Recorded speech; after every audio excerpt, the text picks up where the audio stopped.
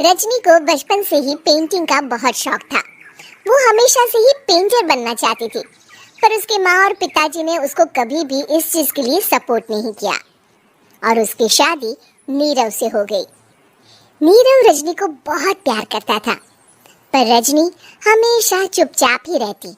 वो इस शादी से खुश नहीं थी। वो ये शादी नहीं करना चाहती थी। उसे तो हमेशा से पेंटर जो बनना था। अपने इस सपने को वो नहीं पूरा कर पाई, इसलिए वो हमेशा उदास रहती थी। रजनी, बहुत ही बढ़िया फिल्म लगी है, कल देखने चले? नहीं जी, कल मुझे बहुत काम है, मैं नहीं जा पाऊंगी। अच्छा तो कोई बात नहीं, संडे को चलते हैं। देखिए, मुझे फिल्म देखना पसंद नहीं है, आपको जाना है तो चले जाइए।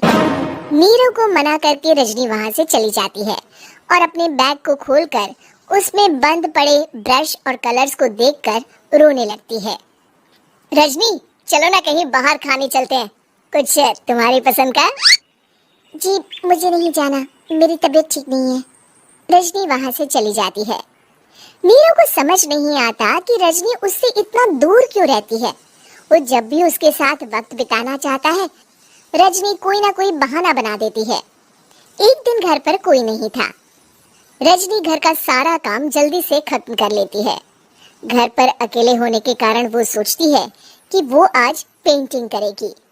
वो अपने कमरे में जाकर पेंट ब्रशेस और कलर्स निकालकर जैसे ही कलर मिक्स कर रही होती है कि दरवाजे पर बेल बज जाती है। अब कौन आ गया इस वक्त? इतनी मुश्किल से तो मुझे पेंट करने का मौका मिला है।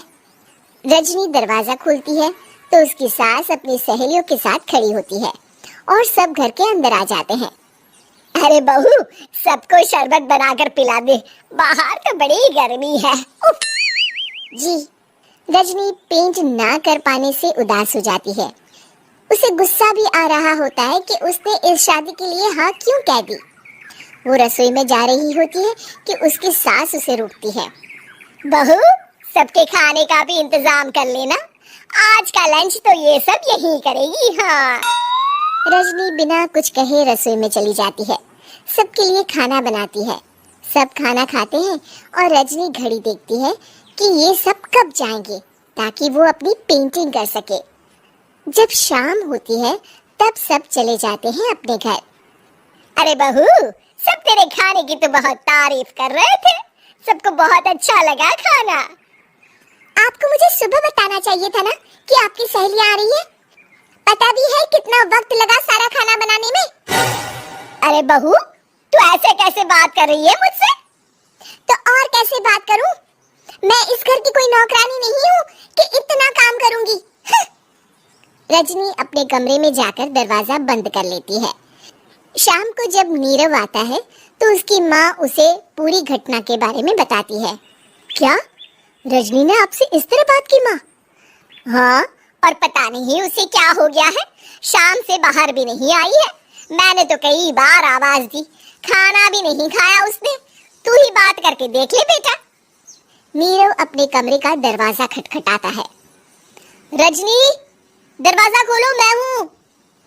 रजनी दरवाजा खोलती है और फिर वापस जाकर अपने बिस्तर पर लेट जाती है। रजनी, माँ से बात करने का ये क्या तरीका है? मैंने कोई गलत बात नहीं की है। अरे तुम क्यों ऐसे बर्ताव कर रही हो सबके साथ? क्या तुम इस शादी से खुश नहीं हो?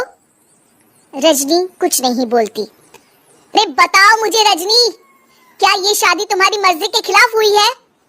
हाँ, मैं ये शादी कभी नहीं करना चाहती थी। तुमसे क्या, मैं किसी से भी शादी नहीं करना चाहती थी। रजनी रोने लगती है। चुप हो जाओ रजनी, बताओ मुझे, तुम क्यों नहीं करना चाहती थी शादी? रजनी बेड के नीचे से अपने पेंटिंग्स, कलर्स, ब्रश, पेपर्स निकालती है। इतने में उसकी सास भी कमरे में आ जाती है। ये देख रहे हो, ये थे मेरे सपने।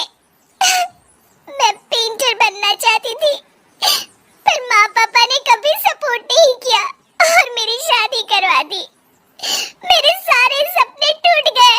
हर वक्त बस गुस्सा आता रहता है मुझे। मैं जानती हूँ कि आप लोगों की इसमें कोई गलती नहीं है, पर मैं क्या करूँ, मुझे समझ में नहीं आता।